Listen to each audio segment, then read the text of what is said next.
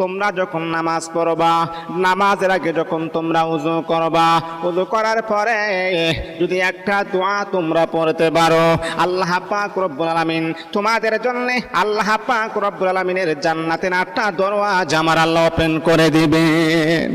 ও আমার প্রিয় বন্ধুগণ, কি এমন দোয়া যে দোয়াটা পড়লে আল্লাহ পাক রব্বুল আলামিন আমার আপনার জন্য জান্নাতের 8টা দরওয়াজা খুলে দিবেন।